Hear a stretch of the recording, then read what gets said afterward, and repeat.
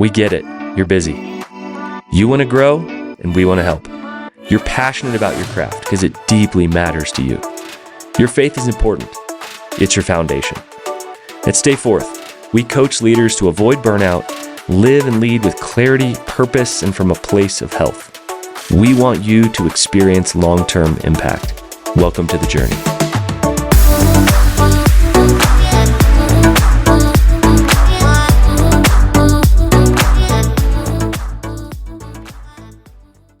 Well, friends, welcome back to the podcast. And first of all, I want to start by thanking our sponsors, Reach the Lost. They're one of our sponsors here on Stay Forth Leadership Podcast, enabling us to bring great content to you guys. And I also have Ryan Clark, who leads Reach the Lost, who's going to talk a little bit more about what they do. Ryan, thanks for coming on the podcast. Yeah, thanks for having me, Alan. So why? Let's start with the why behind why you guys do what you do. Why are you guys so passionate about helping churches? Yeah, I'll start with a story because for us, it's like our why is really deep. We named it Reach the Lost for a reason because we're like, man, we have a heartbeat in our DNA to reach people who don't know Jesus yet. And so our community was just totally wrecked with suicide, depression. Mm-hmm. We're like, man, how could we get in front of that? And so we're like, if we really believe that the church is the hope of the world through Jesus, man, we got to intercept searches. And so that's what we talk about, intercepting searches for churches. Like we want to help churches get in front of things that matter most in their community. And one of the things that I heard about at first was this Google grant. And I thought, no, that's too good to be true. $10,000 a month of free ad spend. Talk a little bit about the Google grant and even how you help churches to utilize that. Yeah, I'll start with the word we hear a lot, like, hey, is this a scam? And we're like, hey, no, it's not. So, Google does this because it's a huge tax write-off and benefit for them, and they want good publicity. So I just wanted to kind of debunk that because a lot of people are like, Google is not helping us out in this way, but they really are. They're helping 501c3s, and so why does this matter for your local churches? It's a lot of money. $10,000 a month, it goes a long way. It ends up being about like 3,000 to 5,000 clicks for a church within a 20-mile radius. So if you think of, I've always wanted to get in front of churches near me, or how to save my marriage, or how to get out of debt, like we can get your church in front of those type of searches. Awesome. Well, We really appreciate what you guys do, and they're a formal and official partner with Stay Forth. You'll hear from Ryan again on the podcast, but I want to encourage you, if you are a church leader and you guys want to expand your reach in the community, some of those unique pain points that you are burdened by and that rest on your shoulders as a leader that you just can't shake, to get an intro call with Ryan, learn a little bit more about what they do and how they could specifically serve your church. How can folks get a hold of you guys? Yeah, if you go to reachthelost.com, there's a big book a call button, and that'll actually come straight to me, and I'd love the opportunity to connect. Awesome. Thanks for what you do. Thanks for coming on the podcast. And now, on to our episode. Hey, friends. Welcome back to the podcast. And this is a fun one. This is a special one for me. I've got my older bro, JR Briggs, here on the podcast. Does so many of the same things that I do, but just in a different way, in a different manner. Author, coach, thought leader in so many different ways, and just constantly looking for threads that we need to be talking about as a leader. So, dude, it's great to have you on. Yeah, thanks, man. It's good to be with you. Glad we can do this. Yeah. Well, I mean, not the most fun topic necessarily, really crucial topic, and one that I think is incredibly important for us, especially as we head into the election season heating up. And so we're talking about cynicism. And I'm just curious for you, we started to have some relational discussions about this.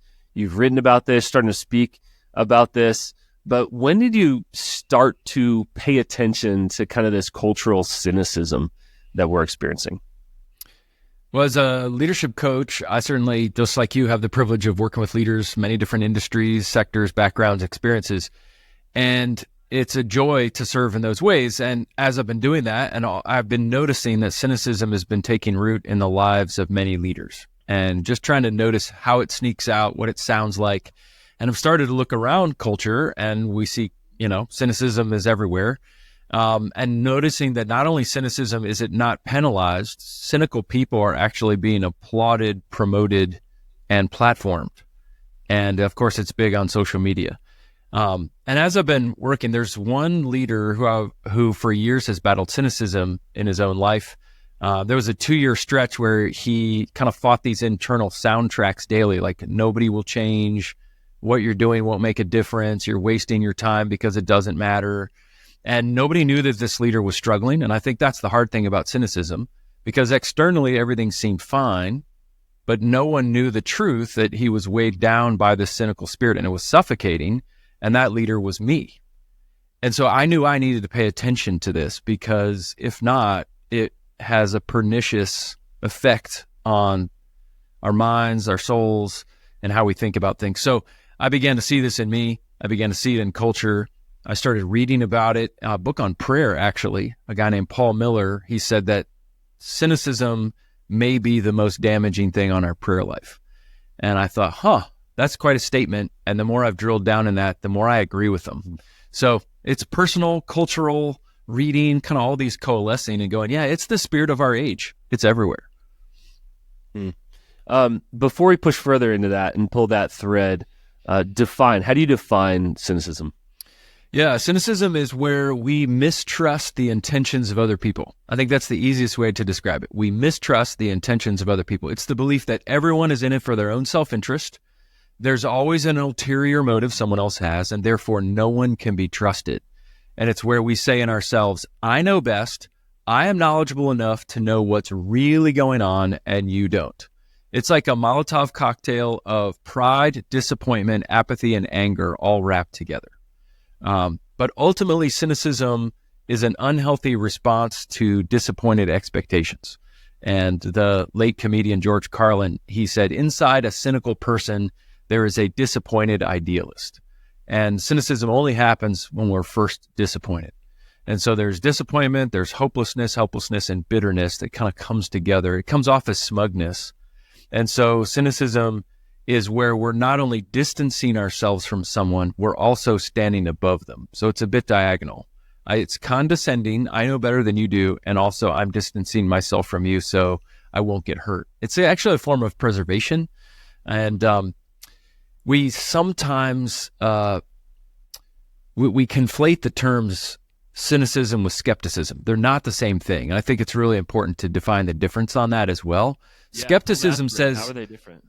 Yeah, skepticism says, I'm not sure. So there's uncertainty and open-mindedness, which is good. We need that. But cynicism assumes a posture of closed-mindedness.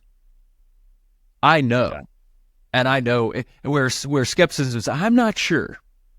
And so one is kind of almost like scratching our chin, like, let me think about that more, where cynicism kind of has our arms crossed and says like, nope, I know that's not true. And so cynicism hardens and distances us and attempts to elevate ourselves, where cynicism or skepticism says, let me lean in and think about that a little bit more.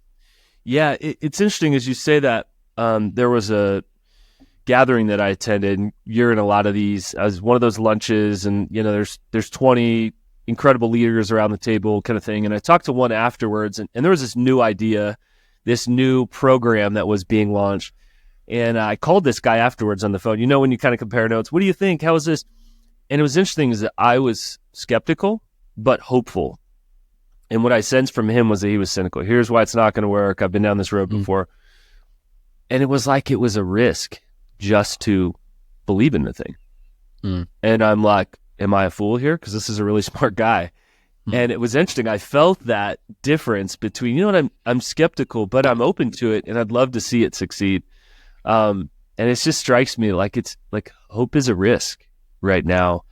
And one that certainly we could feel like a fool sometimes on.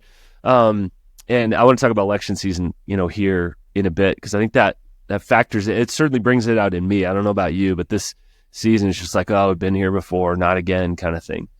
But leaders specifically, that's who's listening. That's who we talk to, work with specifically. How might this hit leaders a little bit differently than just sort of a normal, everyday friend of ours? How's this hitting leaders? Yeah, well, certainly, more is caught than taught, and people look to leaders more often. And so when you get a whiff of cynicism, just like fear, cynicism is contagious. And so we have to be really, really careful. I think the best definition, people say, what's your definition of leadership? I would say, well, a leader is someone who builds trust, bears pain, and brings hope. And when we're cynical, we can't do any of those things, because cynical people erode trust, they bring more pain, and they don't often bring any hope. And so, yes, cynicism is everywhere in our culture. It's the spirit of our age. It's the air that we breathe. But we have to lead people towards hope. I don't know a single leader who isn't leading people towards hope. And so I think the most countercultural thing we can do as leaders, especially those who are faith leaders, is bring hope. And the best leaders that I know have a healthy balance between reality and hope. If you have too much hope and not enough reality, it sounds like a really bad Hallmark card. Right. If you have too much reality and no hope, it's really depressing, and that's where cynicism sets in. And so we've got a double major in reality and in hope. And it's hard. It's a balance. It's a struggle. It's a fight that is worth fighting against, for sure. Yeah, my commitment is to be a grounded optimist. And sometimes I'm like, I'm just being a realist. And it's like, yeah, really, you're kind of a bummer right now. And not bringing hope to the situation. That's a tension for sure. Talk about election season. Actually, get personal. How has election season impacted you in this way the last 2 cycles? Yeah, it's a good question. It's important for me to stay off of the news feeds. So I think there was a time where I was, and I'm really careful. I am not co-opted by one side or the other. If I read an online news outlet on one side, my next click is always to the other side as well, because I want to make sure that I'm hearing from both perspectives. And so there's that. I think as a leader too, politics is a secular religion, right? So it's no secret we live in an age of distrust. And right now, scandals and corrupt institutions, misinformation, disinformation, AI-generated images, intentionally false messages created by endless bots, social media influencers that feel a little too polished and perfect on their feeds.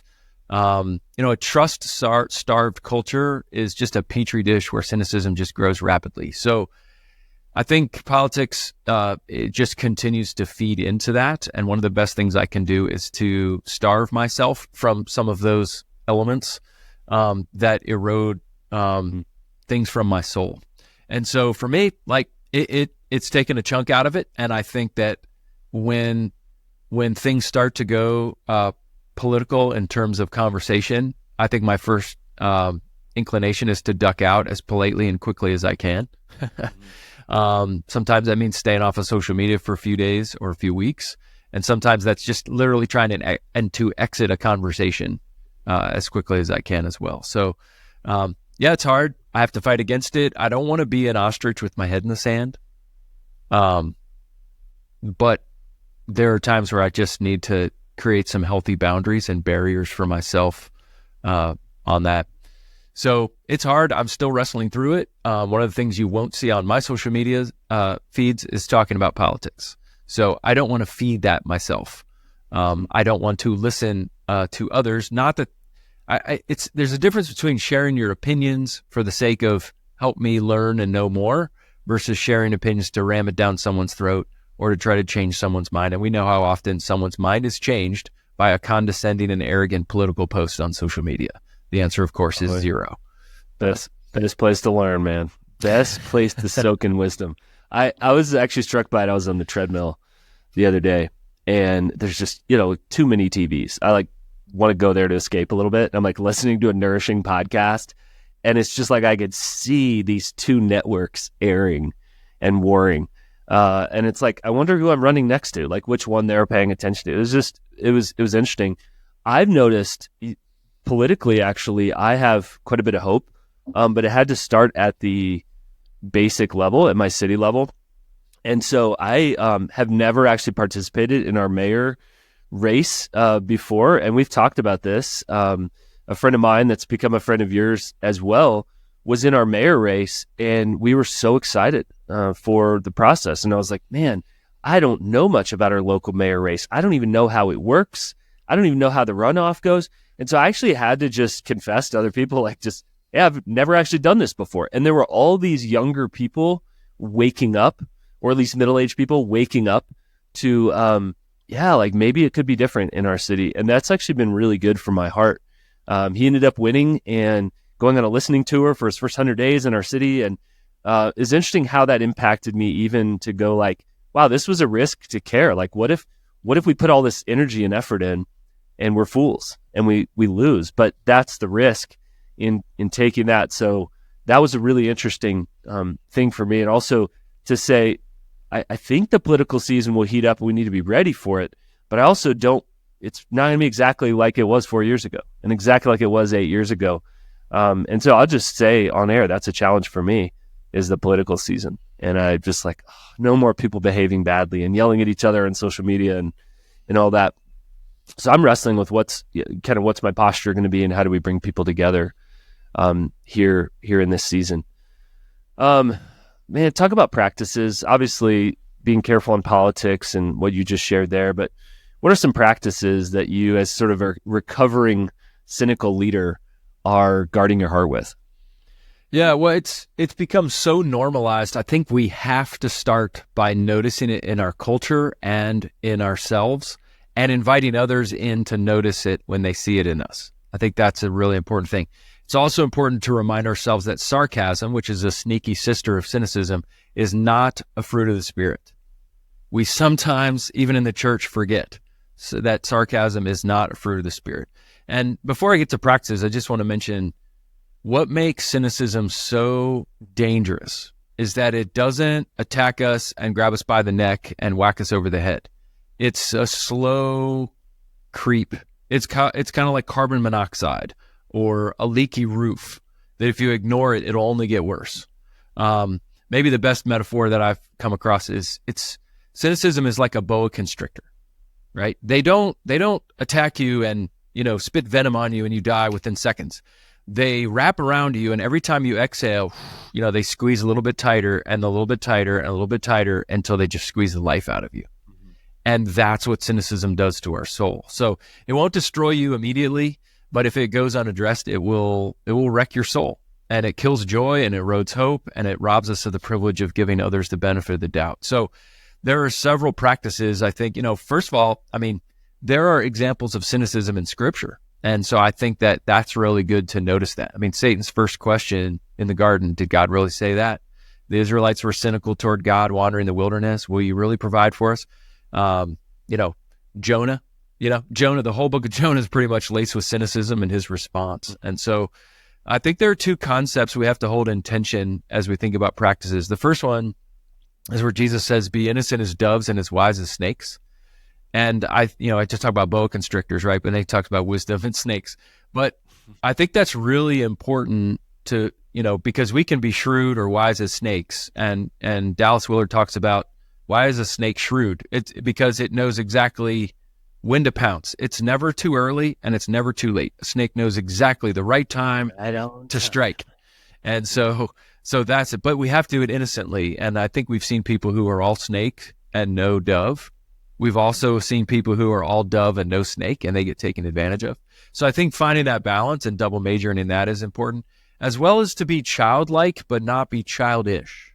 And I think that's an important distinction. Yeah. I have never met a little child who's cynical, right? Have you? So to have a childlike heart, which Jesus invites us into, but we're also told to grow up. And so to find that balance of growing up but remaining childlike. So there are some creative practices that I've engaged with. Oftentimes when I speak on cynicism to a group, I'll put up a list of 10 or 12 practices and I'll say, don't do all of these, don't try all of these, just pick one or two and just attempt these in a ridiculously specific and practical way. And so one I mentioned is just noticing it and inviting other people to kind of appropriately call it out in you, I think is really good.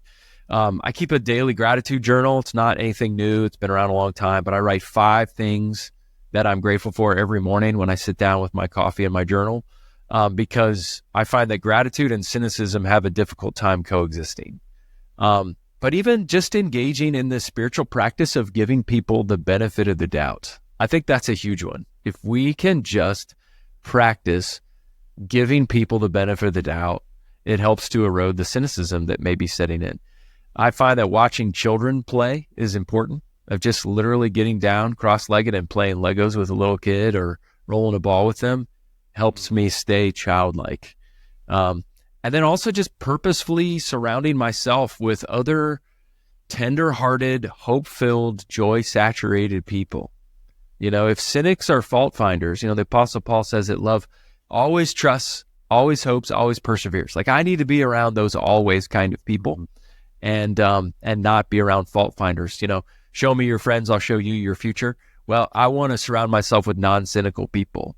And in a world saturated by cynicism, I think the most revolutionary thing we can do is to embrace and articulate hope, but it means we need to be around people, even little tiny people, young people, who articulate and live out hope as well. That's good. Yeah. What else? What else on cynicism do listeners need to hear? Yeah. Well, I find it interesting in doing a deep dive on cynicism, of learning about the history of cynicism, that there was actually a philosophical school of cynicism in ancient Greece in the 4th century BC. And it was started by a student of Aristotle. And it explored like really important questions about human nature and customs and shame. But they believed that the highest form of wisdom was to not live by any socially constructed customs and even laws. And so the idea of shamelessness and self-sufficiency were really key virtues. So the goal is to kind of shock people with questions about these unspoken societal rules that existed. And I found it so fascinating. In fact, the word cynic or cynicism means dog-like in Greek.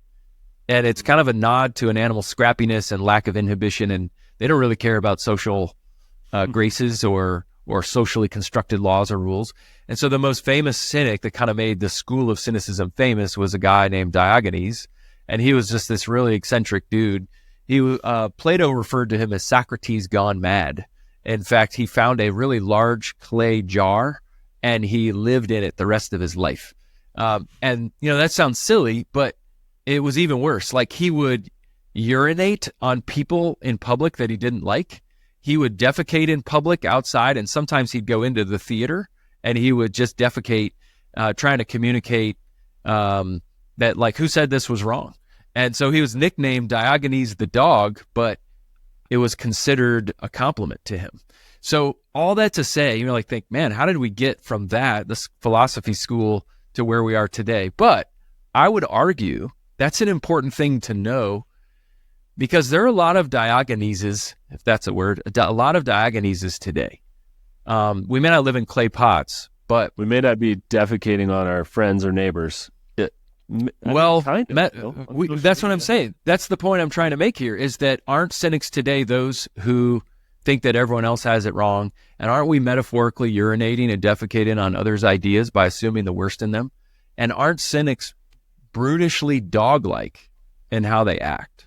And so I think we actually are closer to the original term of cynicism, of being dog-like more than we think. And so because it's boa constrictor-like carbon monoxide, we can't see it, we can't smell it, it doesn't attack us and pounce us and kill us immediately. We just have to be so careful because it's so sinister and it's so sneaky. We just have to get it under control. And I think one of the best things we can do is just to ask other people around us, hey, I don't know if I'm struggling with cynicism, but I need to be open to it. Can you give me the last 5% of the truth about my level of cynicism? Am I cynical? If so, where? I want to grow. That's good. This is a unique episode in that there's not a book that we're selling on the other side of this. And really the next step is not external, go do this, but is internal. And as we've been doing here on the podcast, we're actually just going to leave you with some time to reflect on this. We are a coaching organization, which means that we are a question asking organization. And so we're just going to leave you some time. We're going to leave some music here in the background. So as you drive, as you do dishes, as you're working out, please hang on for just a few minutes and think about this question: is where is cynicism sneakily coming for you in your life? Where is cynicism sneakily coming for you in your life? Thanks for joining us for this episode. Reflect on that, friends. We can't take action when we're not aware.